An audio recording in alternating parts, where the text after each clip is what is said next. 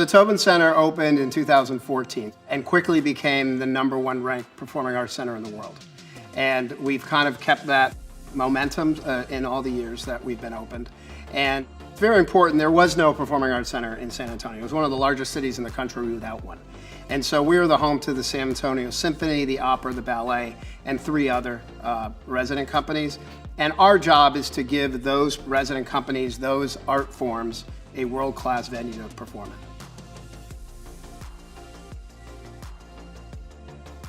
Well, we, like everyone in the country, the biggest issue was the shows weren't traveling and people weren't coming to the shows.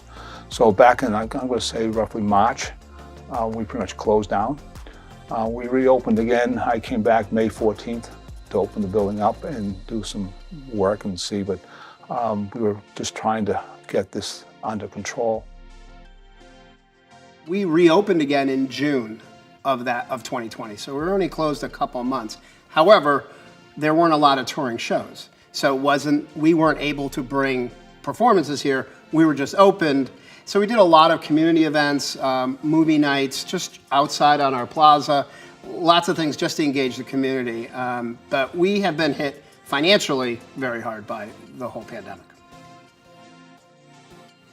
The first thing was the safety of our staff, and then the safety of our volunteers, and then the patrons and the performers. And so we kind of did it in that order.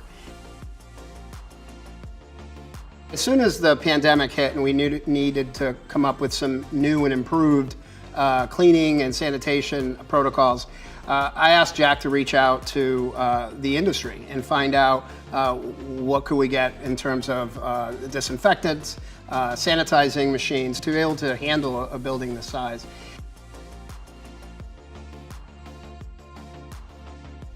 We came down for a demonstration out in the main lobby, and my 2 assistants were having a great time with it. And so we decided then, right then, that that was the best way to go, because we get the whole building, all the restaurant rooms and other buildings that we're responsible for. It was perfect. It just was, and did what we thought would be the ideal battle against the COVID, you know, and we make sure we do it even now when we're not open. We still spray to keep the building up and running, and then we'll spray before every performance. The whole building will get hit in the morning. We'll do almost a 3-hour run to hit all the various areas that the patrons will be at. So we're here for protection, and we want people to come back, and we've got a good record so far.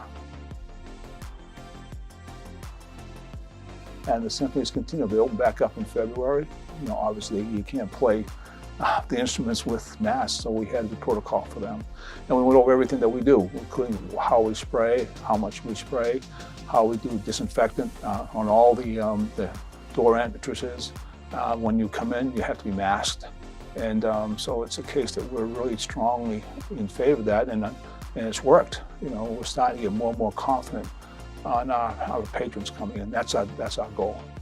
We've been really encouraged by the feedback that we've gotten from patrons through our shows when they come and see a lot of the things that we're doing to keep the building safe and clean with masks and distancing and the spraying of all the surfaces and seats and railings.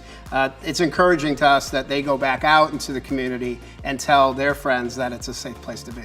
There's no question it's better and easier. It covers everything.